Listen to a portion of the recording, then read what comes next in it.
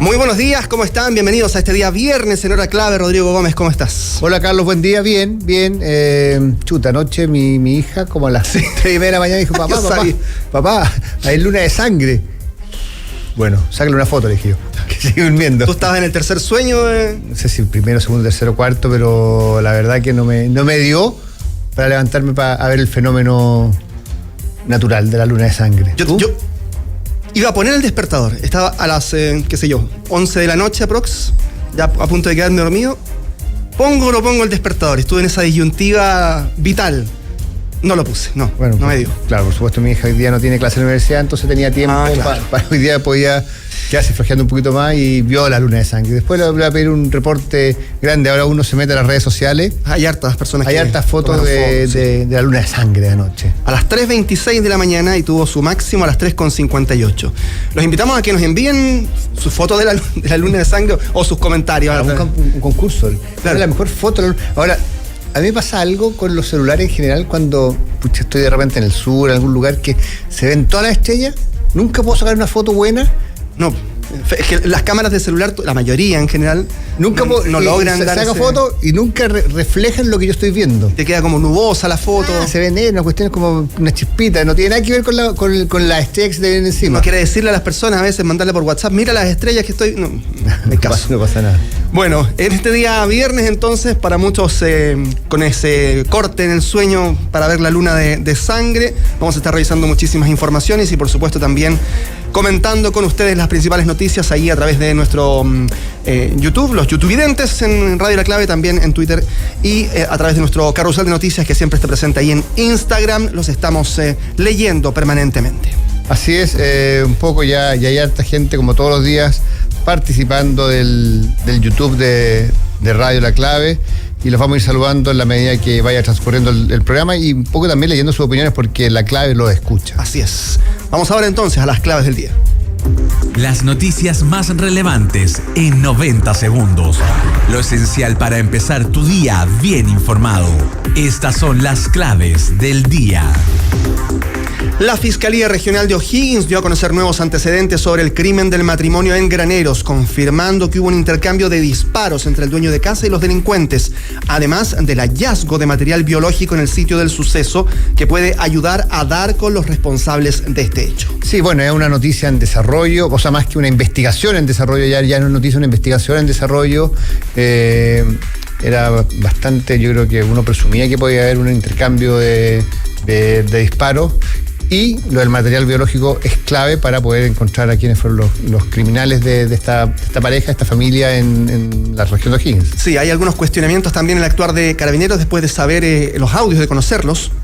El audio de la llamada desesperada de Carolina en este caso, pero bueno, más adelante vamos a estar profundizando también en esta investigación que además ha generado conmoción a nivel nacional.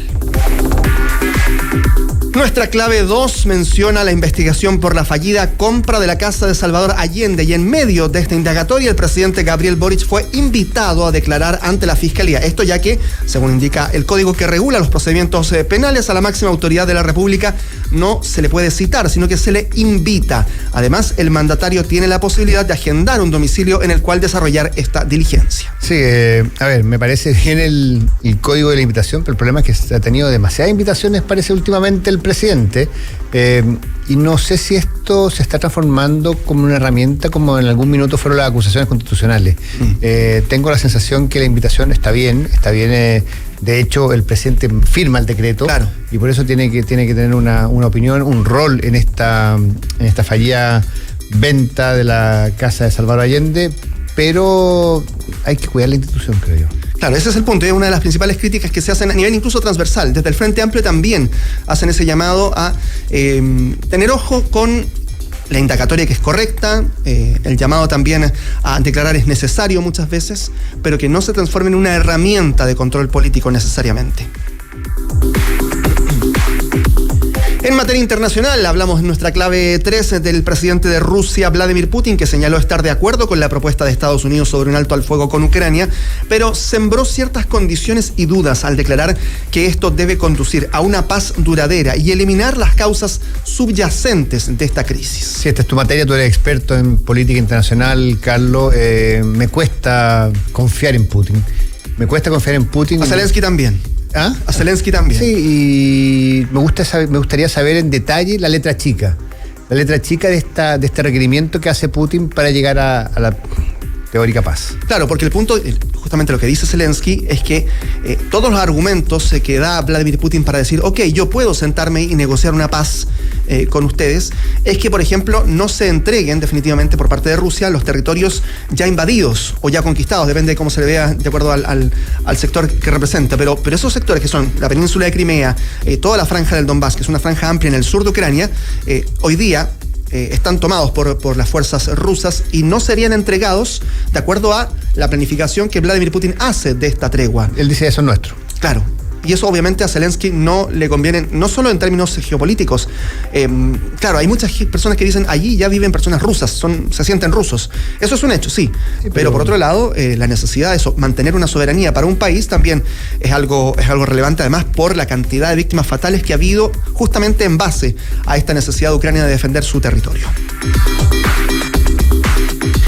Y la clave 4 es la continuación de una historia ayer definida muy coloquialmente, pero creo que no hay palabra más acertada que la palabra Kuma. Kuma, con todas sus letras. Alfredo Stowin, director de Blanco y Negro y testigo de la pelea en la reunión de directorio, entregó su versión sobre la supuesta agresión de Carlos Cortés a Aníbal Mosa, indicando que no hubo golpes y que fue un show patético por parte del actual presidente de la concesionaria. A ver, ayer pasaron dos cosas. A eso de la 1:30 de la tarde hizo una conferencia de prensa Aníbal Mosa. Hizo una conferencia Aníbal Mosa que ya estaba sin cuello ortopédico y sin bota, que son las dos cosas de los dos accesorios con los que salió de la clínica cuando fue a constatar lesiones. Sin bota y sin cuello ortopédico, y hizo una descripción de los hechos. A eso de las 5:30 de la tarde, Alfredo Stowin, expresidente de Blanco y Negro, hoy representante en el directorio de Blanco y Negro por el bloque de León Vial, él estaba en la reunión, hizo una descripción que efectivamente Aníbal Mosa había desafiado 2 veces a Cortés a solucionar los problemas a combos, a golpes, que Cortés efectivamente y Mosa se habían parado, se habían encarado, se habían acercado más de lo que se tiene que acercar cualquier persona, claro, en cualquier directorio. Por eso hablamos de lo Kuma, porque en un directorio de gente civilizada no se solucionan los problemas así, y se habría caído Aníbal Mosa y que no tenía ni un daño, y que decía que había muchos testigos, habían cámaras y habían audios. Entonces, aquí el gran tema de esto, Carlos, es que o Aníbal Mosa o Alfredo Stowin / Carlos Cortés mienten. O sea, porque son dos versiones demasiado distintas, demasiado dispares. Entonces, no es que uno diga, no, sabes que lo que pasa es que le pegó, pero despacio. El punto es quién va a tener acceso, por ejemplo, a una... Porque eso se transmite, ¿no? Pero tendría que ser grabado para poder acceder hoy día a eso. Y lo que sí dijo Aníbal Mosa es que él iba a enfrentar este caso con los abogados familiares. No con los abogados del club. No con los abogados del club. Bueno, habrá que ver cómo avanza esto, que además... enrarece todo el ambiente en torno a un club que está celebrando su centenario. Debería estar muy lejos de eso, pensando, como ya lo decíamos, en la ampliación del estadio, en los proyectos a futuro, y se quedan en esta chimuchina que claramente no favorece nada a la institución, a los hinchas y a la propia... La industria del fútbol. Hoy día la industria del fútbol está muy golpeada, está muy mermada. Yo si fuera una marca que invierto en el deporte... Digo, ¿sabéis que el club más importante de Chile, el club más grande de Chile tiene estas conductas? ¿Debo estar ahí? ¿Quiero estar ahí? Claro, esa es una pregunta que probablemente muchos ya se están haciendo entre los inversionistas que mencionan al fútbol como una fuerza poderosa, pero que ha ido perdiendo mucho terreno también y credibilidad con el correr de los años. Así es. Política, economía, deportes, cultura y tendencias. Un ranking con contexto. Las claves del día en Hora Clave. Nuestros youtuvidentes nos están escuchando. Jaime Pérez dice, tengan cuidado con la neblina en Santiago. Yo no vi neblina acá en Providencia. Yo tampoco vi, pero... ¿Qué sectores será? Probablemente en los sectores más cercanos a la zona poniente de Santiago, en Maipú, en Padre Hurtado. Generalmente ahí hay bancos de niebla importantes en el camino a Melipilla. Así es que atentos también a esa escasa visibilidad, según lo que dice Jaime Pérez. Pablo Sárez, saludos desde Coquimbo. Buenos días, también saludan. Patricio Arias, luego viene Clave Morse. Bueno, él sigue todo. Me gusta eso, sí. Sí, pues todo el día metido ahí en Radio La Clave. Muy bien. Sí, nos han escrito muchas personas también en horarios offline, digamos, en horarios fuera de nuestro programa también, así es que saludamos a todos ellos en esta primera semana de un programa que estamos haciendo con mucho cariño aquí para ustedes en Radio La Clave. Información con análisis, contexto y opinión. Esto es Hora Clave por la 92.9 y radiolaclave.cl. En este día viernes se van a realizar los funerales de las víctimas de Graneros, este matrimonio que a las 3:25 de la mañana ve como al menos 4 personas entran a su parcela. Carolina Calleja, de 51 años, Rodrigo González, de 63, quienes fueron encontrados muertos en su domicilio por parte de Carabineros. Y dentro de las opciones que había respecto de una tesis, se barajan muchas todavía están muy en la nebulosa porque obviamente no han encontrado a los responsables. Todavía no hay cámaras, por ejemplo, que puedan entregar luces de en qué vehículos llegaron. Era un camino rural muy estrecho para llegar directamente a la casa, por lo tanto tuvieron que entrar caminando sí o sí. Ese es un punto importante. Luego de eso, algunos metros más alejado de la casa, había un lugar donde podían dejar un auto eventualmente. Pero entraron caminando varios metros antes de llegar al ingreso de la casa. ¿Es por eso un poquito el cuestionamiento de actuar de Carabineros, que se demoraron mucho? Exactamente. Primero es eso, el que llegaron muy tarde respecto de el llamado de auxilio. Y claro, en algún momento se mencionaba que el llamado de Carolina Calleja no había sido del todo claro respecto de la ubicación. Pero la prueba clave también fue el llamado que reveló en exclusiva Mega Noticias ayer, durante la tarde, donde se puede oír a Carolina Calleja desesperada, diciéndole a una oficial de Carabineros que estaba del otro lado de la línea, en el 133, que estaban robando. Ella le dice, nos están disparando, por favor, vengan, sí. ¿No? Y se escuchan los disparos de fondo. Se alcanzan a escuchar algunos disparos. Están robando acá en Nuevos Campos, al fondo, donde está la Media Luna. Hay como 4 personas, nos están disparando, por favor vengan urgente. Y después da otra seña que es la Virgen, dice, detrás de la Virgen. Da varias indicaciones del lugar. Claro, donde... que para nosotros nos suenan absolutamente... Uno no llegaría, pero claro, para la gente que es de la zona, indudablemente sabe dónde está la Media Luna, sabe dónde está la Virgen, sabe... O sea, me imagino yo que la gente que... Y sobre todo Carabineros que conoce el lugar, le debe costar poco llegar a destino. Claro, porque al ser un domicilio rural, obviamente no hay un nombre de calle con número, ¿no? Como en cualquier ciudad.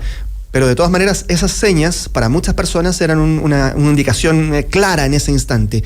Ahora, ¿qué es lo que ocurre? Claro, efectivamente es una llamada, como una llamada de emergencia, con algo de saturación, con algo de ruido. Eventualmente el oficial de Carabineros estaba con más personas en la sala, no necesariamente sí, ¿no? en acústica. No tenía el contexto tampoco del llamado, porque claro, ahora uno sabe que ese llamado corresponde a Carolina Calleja, que estaba siendo asaltada. Además que es distinto leer lo que dice a escucharla con desesperación, claro. O sea, la transcripción me imagino que debe ser un poquito distinta también.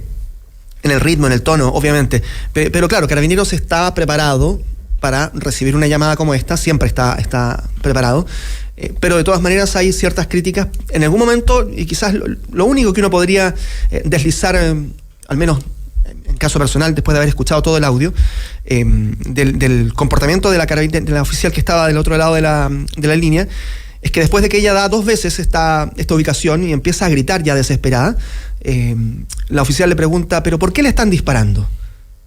Y esa sola pregunta, la verdad es que genera que de inmediato a uno le cambia la percepción del llamado, ¿no? Porque uno dice, ¿por qué tiene que preguntar eso? Claro. Esa ya es una pregunta que podría haber estado quizás de más, en medio de, vuelvo a insistir, una situación que va súper con un vértigo que es muy distinto al que nosotros tenemos aquí sentados en la mesa muy tranquilos. Sí, claro, seguramente va a haber que hacer una revisión de los protocolos de cómo funciona, entre comillas, el call center de claro, Carabineros para el 133, porque claro, si alguien te está llamando, me están disparando, preguntar por qué te están disparando no al lugar. Ahora, claro, yo me imagino también que, por otro lado, tengo la sensación que ese 133 debe recibir un sinfín de llamadas y muchas veces que no son al lugar. Son pitanzas también, claro. Claro, pitanzas, o que realmente no, como lo que decías tú el otro día, el llamado, la historia que contabas tú del niño que le comió el helado en la mamá, en Estados Unidos.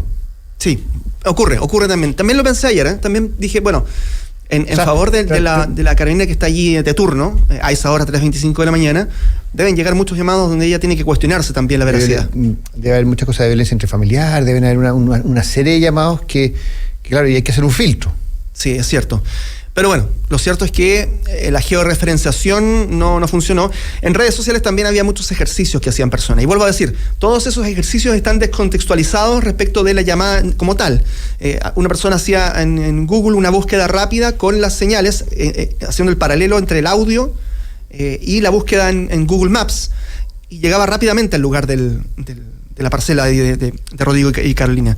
Pero eso, vuelvo a decir, es un ejercicio que se hace sentado en un computador. Y de nuevo, ver los protocolos que tienen para funcionar y para reconocer y poder identificar la localización y la importancia de los llamados. Sí, bueno, el fiscal de alta complejidad de la región de O'Higgins, Carlos Fuentes, insiste también en que por ahora se habla de un robo con homicidio. Todavía no hay especies que hayan sido cuantificadas o digamos, certeramente identificadas como botín para estas personas, para estos al menos 4 delincuentes que ingresaron y asesinaron a este matrimonio. Revisemos esas declaraciones.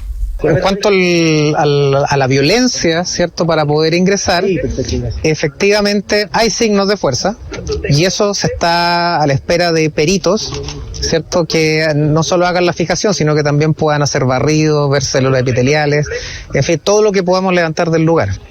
No sabemos todavía si hay especies robadas y si hay, cuántas fueron.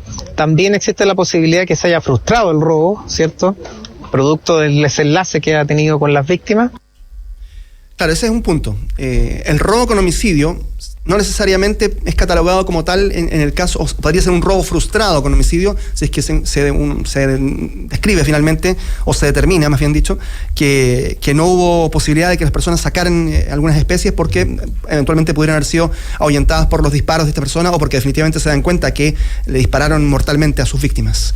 Sí, bueno, las muestras biológicas son muy importantes para poder llegar a los delincuentes, a los asesinos y seguir en esta investigación que yo creo que tiene a todo el mundo un poquito paralizado. Por la violencia, por la naturaleza del hecho además, y también por algunos antecedentes que se han ido comentando también. Reiteramos entonces, hoy es el funeral de este matrimonio acá en Santiago, y un amigo de Rodrigo, de la víctima, José Manuel Pérez, también habló con los medios. Revisemos esas declaraciones. Sí, obviamente que mucha gente, como se estaba parcelando y las casas quedan más lejos de los pueblos, está más difícil para la policía. Cosas que está pasando hoy en día, que no hay tanta seguridad. Bueno, esa es la declaración también que se hace, y tú ayer señalabas, ¿no? Hay una sensación compartida respecto del robo de algunos elementos que tienen que ver con el rodeo, con la vida de campo, que a veces se venden y se vuelven a comercializar. Son de fácil reducción. Claro. Son de fácil reducción y de precio alto. Entonces, solamente poner ojo en lo que está pasando en las zonas rurales, que uno en general le pone menos ojo. Tenemos menos, o sea, esto llega porque lamentablemente hay dos personas que mueren, pero tengo la sensación, y más en la sensación tengo información, que en la zona rural ahí está bastante desatado también el tema del robo, el tema de la delincuencia. Porque además también sabemos que la descentralización en todo término, incluido también en el despliegue de fuerzas policiales o de seguridad, tampoco ha sido el más efectivo. Solamente para cerrar también, tangencialmente ayer le preguntaban a la ahora candidata Carolina Toa, exministra, respecto de la seguridad durante el gobierno, donde en el momento en que ella estuvo, la administración de Boric. Y ella decía en una frase que sacó muchas ronchas, que incluso el gobierno tuvo que salir a explicar o a sobreexplicar incluso, que claro, el gobierno de Boric no tenía el tema de la seguridad como prioridad en un inicio. Y eso, claro, lo hemos conversado, parece muy natural. Lo conversamos ayer incluso aquí con Ciudadanía Inteligente, con Sebastián, que estaba en el estudio, y hablaba de las metas cumplidas del gobierno. Para nosotros es natural entender que efectivamente, después de toda la historia que vimos, del programa que escuchamos de Gabriel Boric, la seguridad no era una prioridad en un inicio. Pero escucharlo de la ministra del Interior y de Seguridad aparentemente genera más resquemor y cierta sensación de... ¿Y será una estrategia de campaña? Puede ser también. Porque lo que no hicimos antes lo vamos a hacer ahora. Bueno, es que ella lo que dice, después de todas esas frases, es que, bueno, en mi gobierno futuro sí va a ser la seguridad de un primer momento. Bueno, y a propósito también de declaraciones que palabras sacan palabra, José Antonio Kast le respondió a Evelyn Matei. También, acerca de la pena de muerte. Por la pena de muerte, porque, a ver, al final este hecho terrible trae muchas opiniones y cuando estás tú en época de campaña, no es que le saquen partido, pero sí se aprovechan un poquitito para tomarlo como un punto importante, un punto de inflexión dentro de las campañas. Porque cada frase, cada contexto, o sea, concepto, quiero decir, puede ser un puntapié inicial para un gran tema que puede finalmente significar un tema incluso bisagra en una campaña. O sea, y volviendo un poquito a lo de Carolina Toá, lo que para el otro gobierno no era un tema fundamental, un tema... un pilar dentro de la campaña, entendemos que para Carolina Toá sí lo va a hacer. Eso es lo que instala ella. Claro, las prioridades fueron distintas también, pero eso se sabe, ¿no? El gobierno de Gabriel Boric, más allá de que la seguridad ya estaba en entredicho, de que el tren de agua estaba presente ya en el inicio del gobierno de Gabriel Boric, por ejemplo, de todas maneras uno sabía que en ese instante, dada la efervescencia que había social, la seguridad no era la prioridad inicial en esa administración cuando llega Gabriel Boric a La Moneda. La información que abre tu día. Estás escuchando Hora Clave. Bueno, y a propósito del presidente Gabriel Boric, la Fiscalía entonces extendió esta invitación para declarar al mandatario en el marco de la investigación. Suena bien una invitación. Sí, ese es el término. Que suena como entretenido, ¿sabes? Que te estoy invitando. Sí, bueno, es porque probablemente la Constitución también y el Código Penal en este caso establecen esta diferencia tomando en cuenta que se trata de una primera autoridad y donde tiene que tener ciertos visos de que, lo que comentábamos incluso en titulares, no se transforme esto en un mecanismo político de ir cuestionando al presidente vía una investigación que después termina siendo judicial incluso. Sí, claro, a ver, me parece a mí que, insisto, ojalá que no se transforme lo que fueron las acusaciones constitucionales en un minuto, que todo era acusación constitucional. Ojalá que no todo sea invitación a declarar al presidente, aun cuando aquí sí tiene un rol importante porque él firmó el decreto.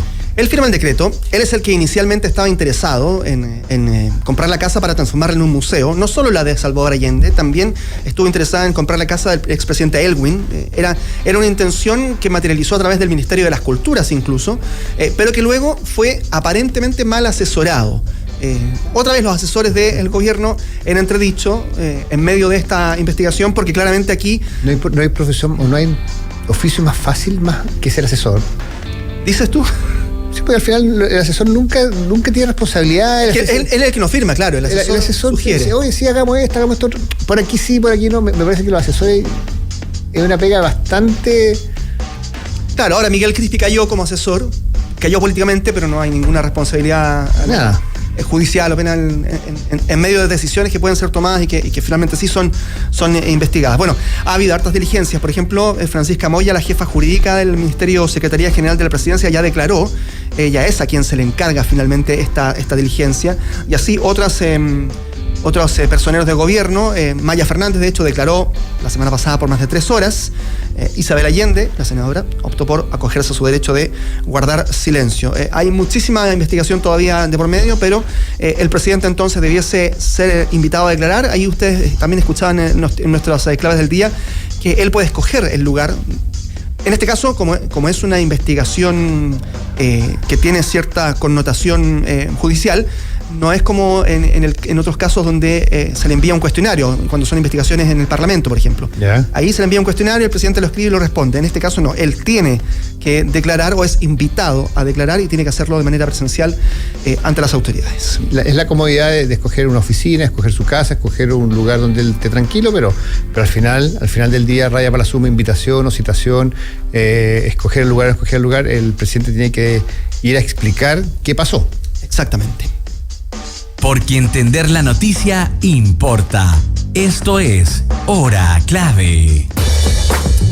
A las 8:25 saludamos a Café Amati. Es la cualidad de un café fresco, un café tostado semanalmente en su propia casa de tueste, asegurando un producto siempre fresco. En Café Amati encontrarás diferentes variedades de café arábico y blends. Ingresa a cafeamati.cl y conoce todo sobre el mundo Amati, porque es la cualidad de un café fresco. Y dale un giro a tu día con la mejor casa de apuestas de Latinoamérica. Juega, gana y sobre todo cobra en micasino.com. No importa si te gusta el fútbol, el tenis o el básquetbol, escoge tu deporte favorito hoy mismo y gana en grande con el código clave. Duplicarás tu primer depósito en micasino.com, que es tu nuevo aliado en entretenimiento. Así que disfruta y no te quedes fuera de micasino.com. No es el titular, pero completa la historia.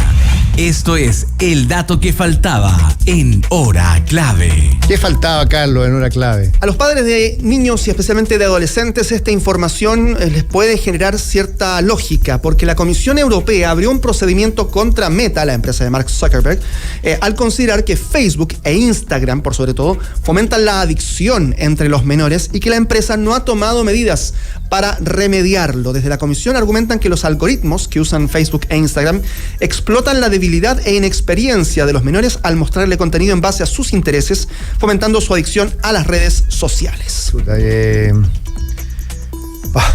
Es súper sí. Es súper delicado el tema. Yo creo que sí te inducen, te mantienen atento, te mantienen alerta, te mantienen en tensión. Esa adicción, a mí tengo el problema en lo que es adicción y lo que no es adicción. Claro. Pero que están todo el día así metidos en el teléfono buscando lo que a ellos les interesa, lo que a ellos les gusta. Realmente no tengo ninguna duda. Claro, el punto es que para un adulto, uno como adulto ya sabe que también uno se queda mirando largo rato a veces los videos de TikTok y empieza a hacer scroll y uno se da cuenta de repente que pasó media hora en eso.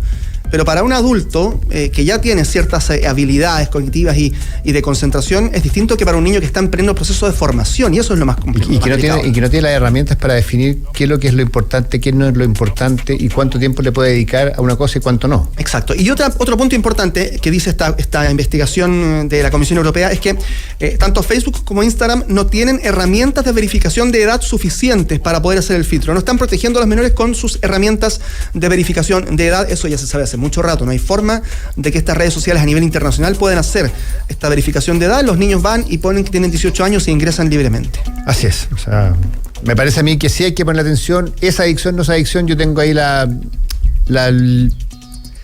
leve línea de cuándo es adicción y cuándo no es adicción, porque si no es adicción es difícil atacar algo. Claro, exactamente. Las herramientas son distintas. Vamos a saludar de inmediato también a todo nuestro público. Recordemos que estamos no solo en Radio La Clave en el 92.9, también estamos con nuestros YouTubevidentes que nos saludan permanentemente. Está también, ya lo decíamos, M. Stender. Constanza Quillanao, como todos los días, Harry Nomás, Pablo Suárez, Jaime Pérez, toda la comunidad de YouTube, como todos los días, opinando y participando, así que escriban porque los vamos a leer. Sí, más rato voy a meterme al Instagram también, a nuestro carrusel de noticias también, y ahí voy a estar revisando algunos comentarios que nos han llegado. Pero son las 8:28, casi 29, tenemos que hacer una pausa. Regresamos de inmediato.